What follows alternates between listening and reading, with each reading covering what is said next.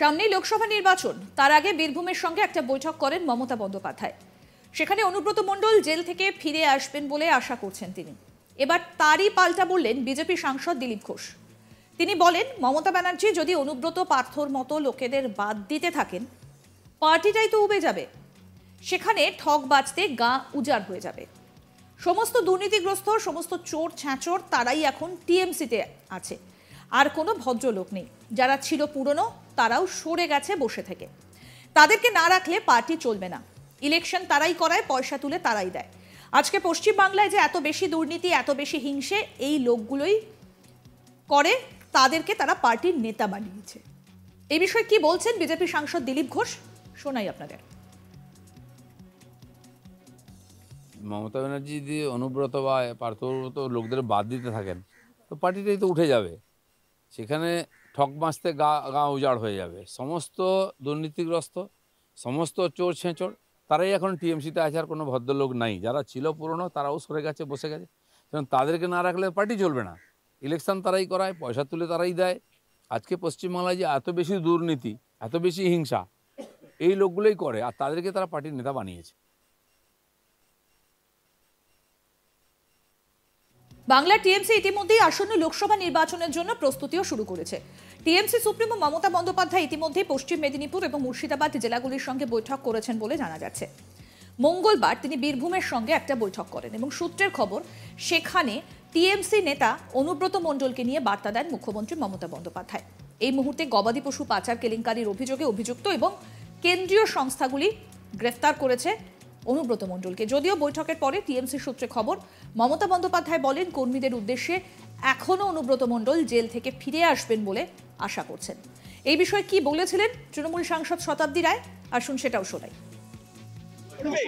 অনুব্রত ছাড়া লোকসভা নির্বাচন হতে চলেছে, সেটা কি বার্তা দিলেন? এবং অনুব্রত মণ্ডল বেরিয়ে আসবে, আজীবন তাকে রাখা হবে, সেটা বললেন মমতা বন্দ্যোপাধ্যায় বললেন। নিশ্চয়ই বলেছে অনুব্রত মণ্ডল বেরিয়ে আসবে এবং তাকে, সে তো সাংগঠনিক জায়গা থেকে আমাদের দলের জন্য অনেকদিন অনেক কাজ করেছে এবং এখনো যে জায়গায় সেটা দলের জন্য রয়েছে, সুতরাং তাকে সম্মান দেওয়া, তাকে ভুলে না যাওয়ার ব্যাপার, যে তাকে তার সব সংগঠনকে উল্টে ফেলা সেটি হবে না। এবং অনুব্রত মণ্ডল ফিরে আসলে তার জায়গাটা থাকে, তার যে সাংগঠনিক জায়গাগুলো ছিল, যারা তার সংগঠনে ছিল তাদেরকে একদম পাল্টে দিয়ে দেওয়ার ভাবনা কেউ না। টিএমসির অভ্যন্তরীণ সূত্রের মতে, বীরভূম জেলার সাংগঠনিক সভায় মমতা বন্দ্যোপাধ্যায় স্পষ্টভাবে সবাইকে বিশ্বাস রাখতে নির্দেশ দিয়েছেন যে অনুব্রত মণ্ডল শীঘ্রই ফিরে আসবেন, আর কোনো কারণ ছাড়াই তাকে কারাগারে আটকে রাখা হয়েছে। তিনি সবাইকে তার প্রতি শ্রদ্ধাশীল হবার পরামর্শ দেন। তৃণমূলের অভ্যন্তরীণ সূত্র অনুসারে মমতা বলেছিলেন যে অনুব্রত মণ্ডল জেল থেকে ফিরে আসার পরে তার অবস্থান ফিরে পাবেন। তৃণমূল সাংসদ শতাব্দী রায় বলেন, মমতা বন্দ্যোপাধ্যায় আমাদের বীরভূম থেকে এমপির 2টো আসন পেতে বলেছেন। তিনি আমাদের ঐক্যবদ্ধভাবে কাজ করতে বলেছেন এবং অনুব্রত মণ্ডলের প্রতি কিছুটা সহানুভূতি থাকতে বলেছেন। জেল থেকে ফিরে আসার পর তিনি তার আসন পাবেন পার্টিতে ফিরে। শুনুন কি বললেন তৃণমূল সাংসদ শতাব্দী রায়। অনুব্রত মণ্ডল ফিরে এলে যথাযোগ্য সম্মান, সংগঠনে তিনি যে সম্মান নিয়েছিলেন সেটা পান। হ্যাঁ, মানে তার সাংগঠনিক যে জায়গাটা আছে নিশ্চয়ই তাকে সম্মান দেওয়া উচিত বা তাকে ভুলে যাওয়া উচিত, এবং তার লোকেরাও সেই বিষয়টা পাওয়া উচিত, তার অনুদান। মানে অনুব্রত মণ্ডল ফিরে এলে সে তার জায়গায় ফিরে পাবে, তাই তো? জায়গা, হ্যাঁ, মানে নিশ্চয়ই সেটা ফিরে পাবে। সেটা সেই কথাটা স্পেসিফিক আমি বলছি না বা বলা হয়নি। যেটা বলা হয়েছে যে তার সংগঠনে যেভাবে তিনি যাদের দিয়ে সংগঠনটা করতেন তাদেরকে সরিয়ে না দেওয়ার জন্য। এছাড়া শতাব্দী রায় বলেন, আমরা কোথাও বিজেপিকে অনুমতি দেব না, আমরা বিরোধিতা করব। তারা আমাদের বিভিন্ন স্কিমের জন্য টাকা দিচ্ছিল না। ইতিমধ্যেই আমাদের রাজ্যে অনেক প্রকল্প বন্ধ হয়ে গেছে। শুনুন কি বললেন তিনি।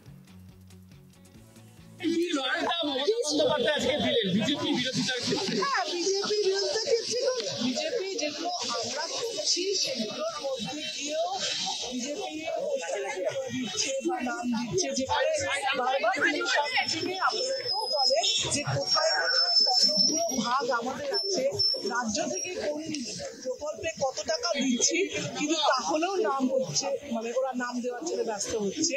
এবং যখন আমাদের স্কিমগুলোকে, যে স্কিমে অনেক স্কিম ওরা বন্ধ করে দিয়েছিল, অনেক স্কিম টাকা দেয়নি, সেগুলো আমাদের সরকার দিয়ে করছে, সেগুলো এবং বিজেপি এই একই কথা, ধর্ম চাই চাই সমাজের সবসময় জায়গা দিয়ে বিজেপি যেগুলো করছে আরোপিত চাপিয়ে দেওয়া হচ্ছে, ধর্মের নাম করে রাজনীতি করা হচ্ছে, সেগুলো নিশ্চয়ই আমরা। এছাড়াও টিএমসি সুপ্রিমো বীরভূম জেলার 9 জন সদস্যের কোর কমিটি ভেঙে 5 সদস্যের একটা কোর কমিটি গঠন করেছেন। এছাড়াও অনুব্রত মণ্ডলের কিছু ঘনিষ্ঠ সাহায্যকারীকে জেলা সংগঠনে পদ দেওয়া হয়েছে। অনুব্রত মণ্ডলের প্রতি সহানুভূতির পাশাপাশি তার কাছের লোক এদের জেলা সংগঠনের জায়গা দেওয়া হয়েছে বলে জানা যাচ্ছে। অনুব্রত মণ্ডল জেলে যাবার পর থেকেই বেসামাল পরিস্থিতি তৈরি হয়েছিল বীরভূম জেলার তৃণমূল কংগ্রেসের। তারপরই 9 সদস্যের এই কোর কমিটি গঠন করা হয়, কিন্তু সেই কমিটি এই মুহূর্তে ভেঙে দেওয়া হলো এবং সেখানে অনুব্রত ঘনিষ্ঠদের জায়গা দেওয়া হয়েছে।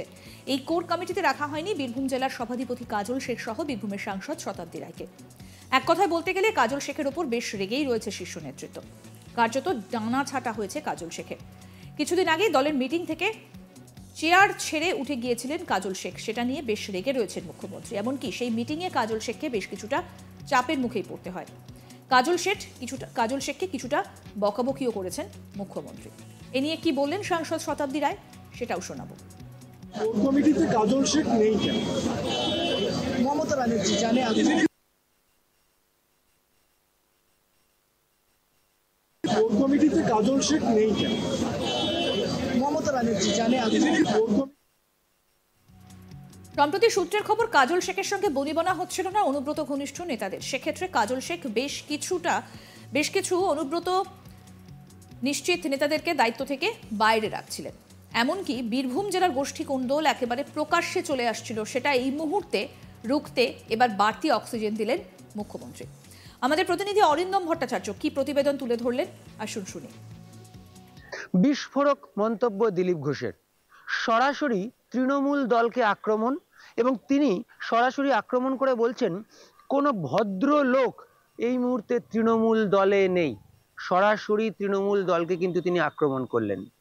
এদিন সকালবেলায় মর্নিং ওয়াক করতে এলেন দিলীপ ঘোষ, এবং মর্নিং ওয়াক শেষে যখন আমরা তাকে জিজ্ঞাসা করলাম যে মমতা বন্দ্যোপাধ্যায়ের বীরভূমে গিয়ে করা মন্তব্য প্রসঙ্গে, অনুব্রত মণ্ডল নিয়ে করা মন্তব্য প্রসঙ্গে সরাসরি কিন্তু দিলীপ ঘোষ আক্রমণ করলেন তৃণমূল দলকে, এবং তিনি জানিয়ে দিলেন যে পার্থ চট্টোপাধ্যায় বা অনুব্রত মণ্ডলের মতন লোকেরাই কিন্তু তৃণমূলে প্রাধান্য পাচ্ছে। তার কারণ হিসেবেও তিনি বলছেন যে এই রকম লোকেরাই কিন্তু টাকা তুলে দিচ্ছে এই পার্টির জন্য, সেই জন্য এরাই কিন্তু দলে বেশি গুরুত্ব পাচ্ছে।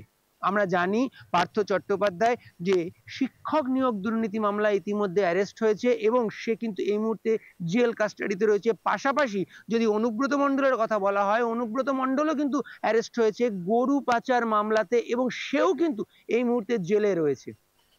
তো সেই ক্ষেত্রে দিলীপ ঘোষ কিন্তু সরাসরি বলছেন যে এই ধরনের মানুষরাই কিন্তু তৃণমূল দলে গুরুত্ব পাচ্ছে, অর্থাৎ তিনি তৃণমূল দলকে সরাসরি কটাক্ষ করছেন এবং সরাসরি বলছেন যে এই দলে এই মুহূর্তে কোনো ভদ্রলোক নেই, এবং যারা আগে ছিলেন ঠিক এইভাবেই বলছেন, যারা আগে কিছু ভদ্রলোক ছিলেন তারাও এই মুহূর্তে আর নেই। এইভাবেই তিনি এদিন তৃণমূল দলকে সরাসরি আক্রমণ করেন। পাশাপাশি তিনি এও জানান যে এই সমস্ত লোক যারা তৃণমূল দলে রয়েছে তারাই কিন্তু টাকা তুলে দিচ্ছে, এবং বিভিন্ন জায়গায় যে অশান্তির সৃষ্টি হচ্ছে, রাজ্যের বিভিন্ন জায়গায় যে অশান্তির সৃষ্টি হচ্ছে বলে তিনি দাবি করে তিনি বলছেন যে এই ধরনের লোকেরাই কিন্তু সেই অশান্তির পেছনে দায়ী, এবং তারাই কিন্তু মূলত এই অশান্তির সৃষ্টি করছে।